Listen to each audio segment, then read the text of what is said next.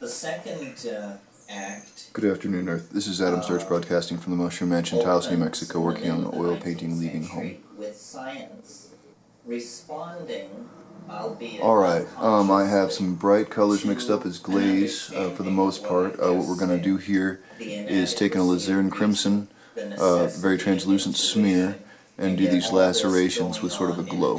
And then I'm going to add some green fire that's going to be the make up the leaves of this little potted plant here. And then I'm going to put a bright yellow sun. As you may see, I've got it compassed out right there. And then, what else did I do? Redo the black lines. I think that's it. So this isn't going to be a very involved session, but sort of setting the ground for detail work later. Alright, here we go. Don't fully grasp what comes in this package. We all are taught that in the 19th century a great struggle was waged between science and religion because science had the audacity to suggest that human beings were descended from the great apes. And we all know who took what sides and the kind of polemics that were raised, and we all know the happy ending of this story with the great triumph of modern evolutionary biology. However, that, to my mind, looking at it from the point of view of a philosopher, is all sham, or it's like the 11 o'clock news version of what actually happened. That's how rather silly people understood the great intellectual watershed struggle of the 19th century. That is not, in fact, what it was about. That's not what it was about. The outrageous assertion of the evolutionists, of Darwin particularly, and his school, was not that human beings were descended from the great apes. In fact, the outrageous assertion wasn't even contained in the part of the manuscript that was called The Descent of Man. You recall it was called The Origin of Species and the Descent of Man, and where the real kicker was lodged was in The Origin of Species. Why? Because Darwin set out to show that nature could be the product of processes without purpose. That was the bit that brought the roof down. Ordinary people couldn't understand this. This is called the so-called teleological issue. But this is what brought the Christian church roaring to its feet in confrontation with evolutionary biology. The assertion that nature could be accounted for by processes that were not guided toward a higher end by a higher power, that simply random molecular processes and then pressures of environmental selection could cause to come to be animals, plants, and ultimately human beings. But the fight was over teleology. The fight was over whether or not the universe has a purpose toward which all creation moves ineluctably, or whether nature is what the Darwinists called it, which was trendlessly fluctuating. Trendlessly fluctuating. So it was an attack on God, not the divinity, not the divine status of man. That was peanuts in this poker game. It was an attack on the need for God per se as an efficient cause in the machinery of universal being. Well, it's a very interesting question and a very interesting struggle because we are still caught up in it. American transcendentalism, while all this was going on in England, American transcendentalism was exploring the transcendental realms of the human spirit cast against the background of the American landscape. And this question of the telos in nature was, you know, to make friends, lifelong friends into enemies and sunder families. Alfred Russel Wallace, who was the co-discoverer of evolution with Darwin, really preceded him. He had a fever. He was a professional butterfly collector, as I was once in my youth. And on the island of Ternate in eastern Indonesia, Wallace fell into a malarial fever. And at the height of this fever, he wrote down a page and a half of scribbling, which when he came down from this illness and read it, it seemed to hold up. And what he had discovered was what all biology was seeking, what he called the solution to the problem of the species. And he looked at this thing, and what it was a description of natural selection. And it seemed to work. Well, Wallace was from the lower classes, had made his living in England as a surveyor, was essentially a field biologist because he was not accepted by the gentlemen scientists of England. He didn't know where to turn, so he fired off a letter to the only person he could think of to ask, who was the greatest biologist of the day, Charles Darwin, at home in England in his garden, working over 20 years of notes on the problem of the species. When Darwin got this letter from this unknown character, postmarked Ambon, Dutch East Indies, and read it, he paled visibly. And he went to his friend, Sir Charles Lyell, who was the greatest geologist of the day, the proponent of catastrophism, and was to develop into one of the great defenders of Darwin's theory. He went to Charles Lyell and said, I've been working 20 years on this idea. This came in the post. This is it. It's all here. And Lyell said, don't worry, my friend. We will schedule 2 papers to be delivered at the Royal Society. They will be delivered on the same evening, and yours shall be first. And so it was. And so it comes down to us as Darwin's theory of evolution. But in fact, in a way, for philosophical purists, it may have been better that way.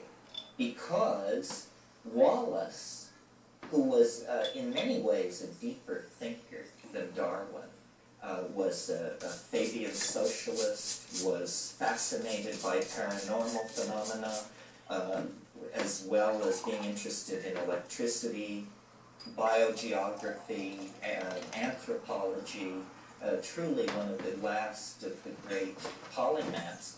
Wallace was unable to take the final step on the question of teleology.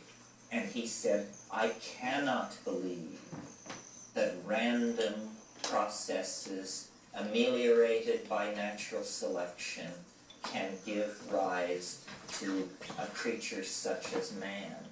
So this was the break in the 19th century. And it arises out of the earlier foundation of the struggle between intuition and reason.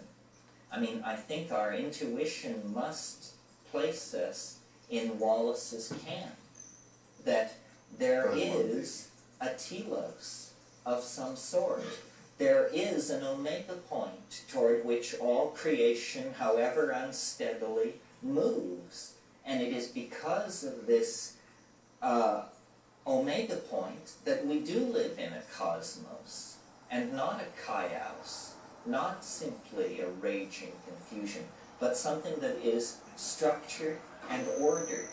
Well, in spite of the fact that evolution is seeking to serve the most rigorous scientific desires to exclude teleology and to exclude God from the process of the natural world,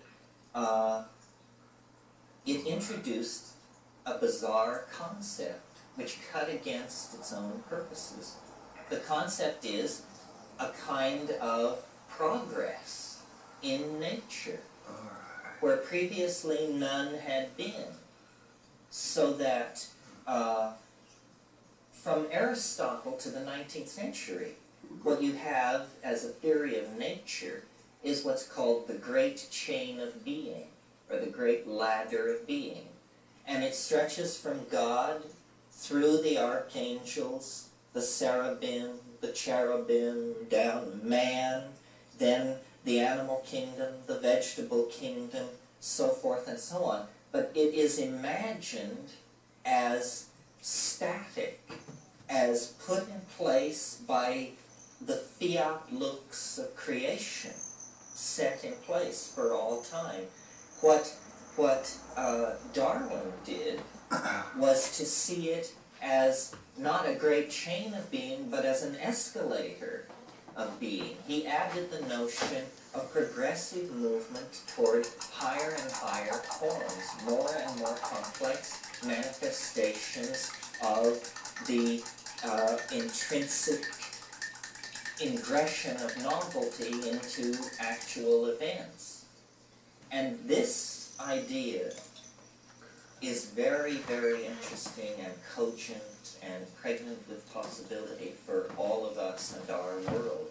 You see, what it is really is it's a recasting of an idea that had been that didn't take too banished long. for several centuries. I think I'm going to turn that lower circle into a moon. Just be a yellow moon, the gray that was still pretty wet sort of bled through it and made some nice eye, mouth, craterish sort of marks. So yeah, I'm just going to hit the black lines again where need be, and then this one will be ready to start. He was trying to catalyze a natural process so that what took thousands in their imagination of years in the body of the earth could be compressed into days or weeks in the alembic of the alchemist. Well, as science defined itself throughout the 17th and 18th century under the impetus of Descartes and Kant and all of these people, this notion of the world as a distillate apparatus was given up, but it returns in the idea of evolution, and we inherit it in the social world. Now this is a delicate point. There is something called social Darwinism, otherwise known as fascism.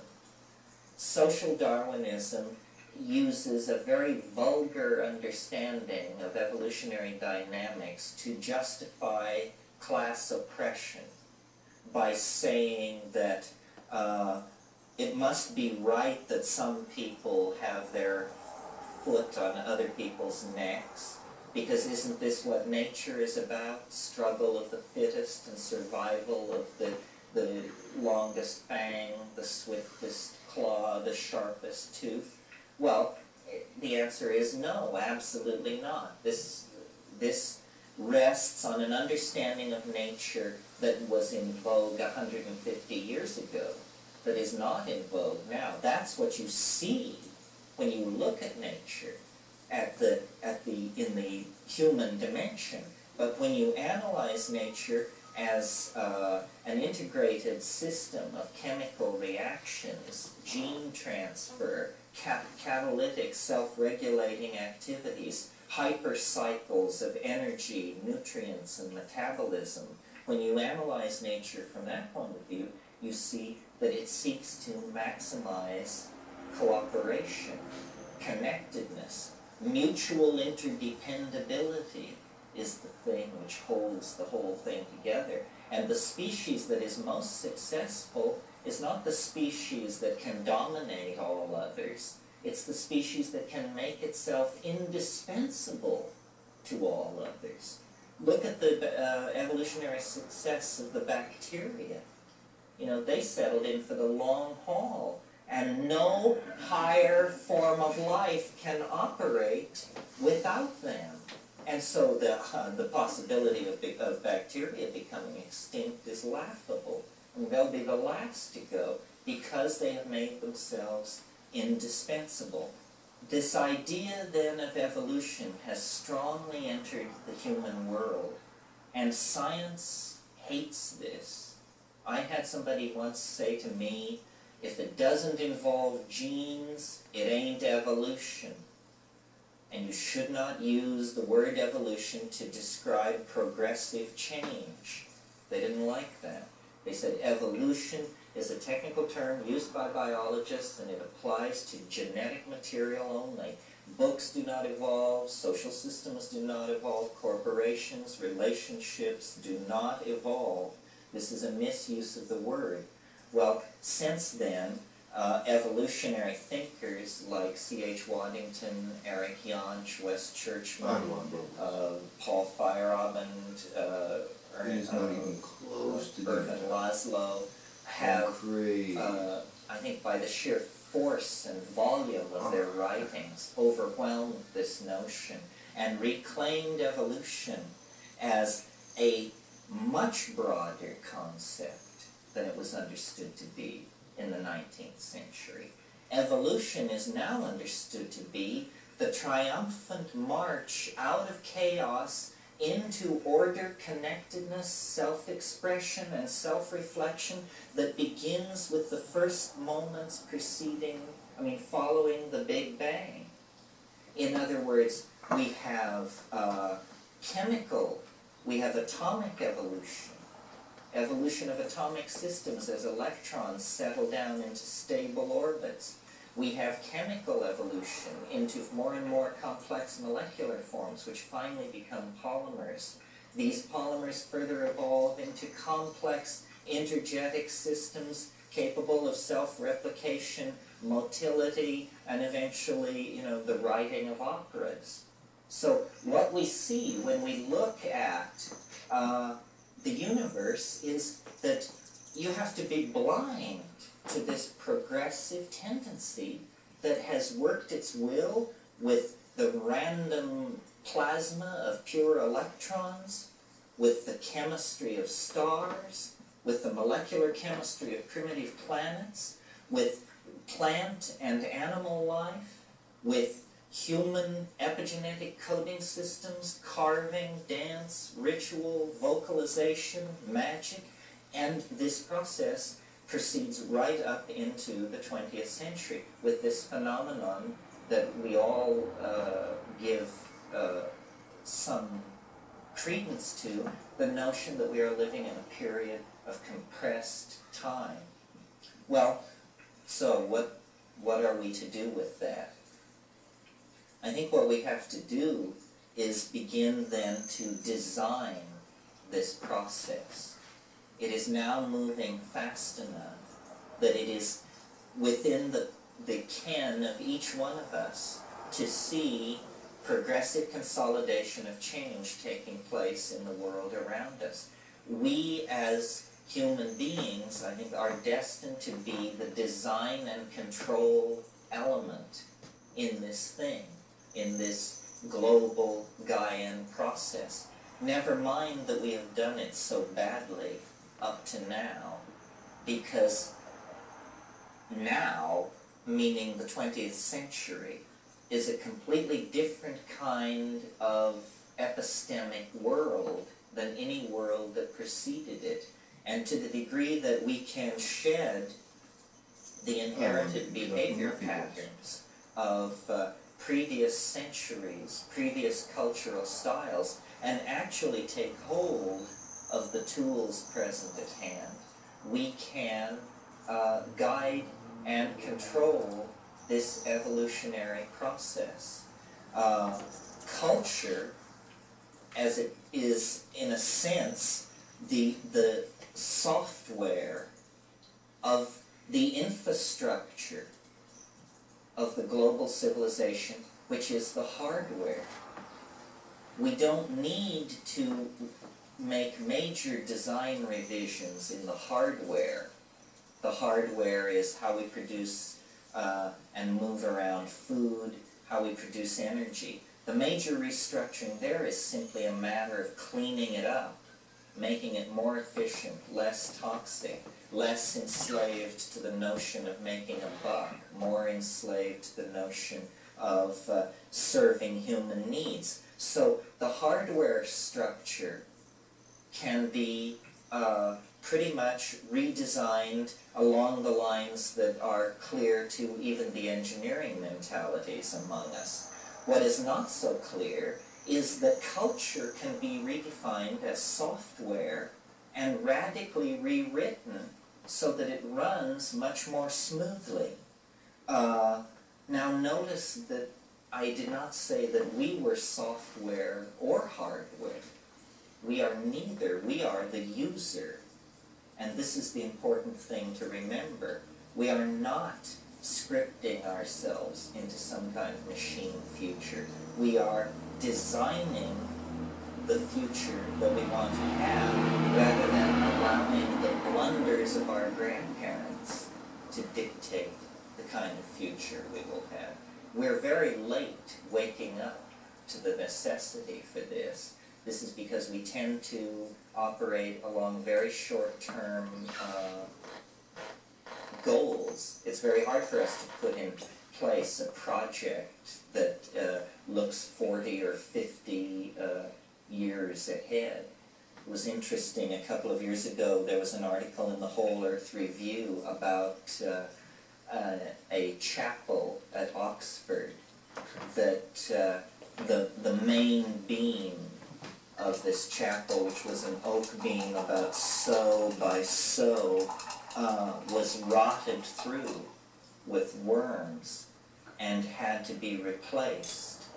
And it was no problem because 800 years ago an English king planted an oak tree that was to be grown for the specific purpose of replacing this beam when it should need to be replaced.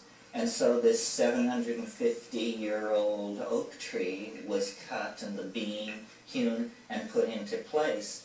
And it inspired them to plant another oak tree, which is not a bad idea.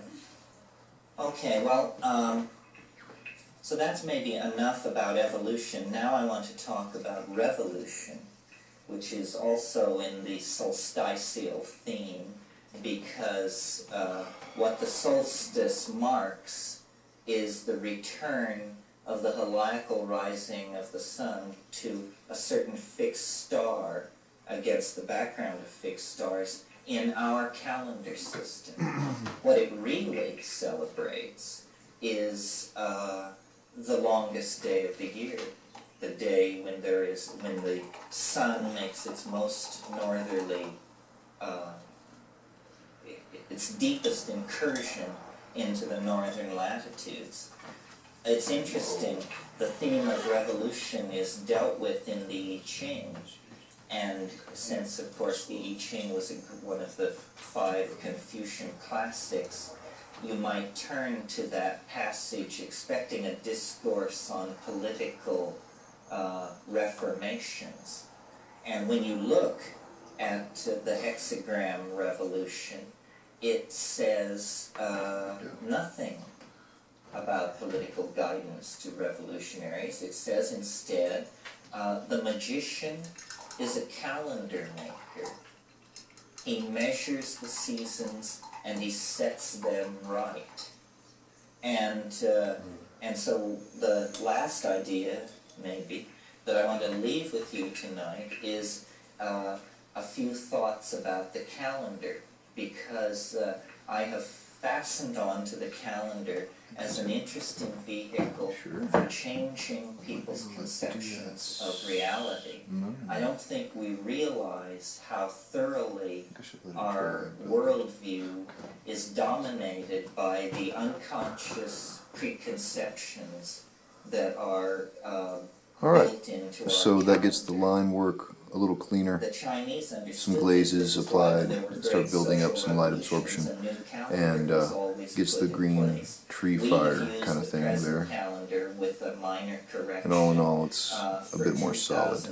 So from here, we'll start rendering and shadowing with light and shadows. I assume that we use this calendar that we do because it must be a very good one. That makes And the it clouds must be much the cloudier. best I like of that. all, and it Alright, must be thanks for watching this Adam Sturch simplest. Broadcasting from the Mushroom Mansion And it House, is New Mexico, true working on oil that when painting, you look leaving home. back into time, Have a good you day do or find bizarre calendrical arrangements.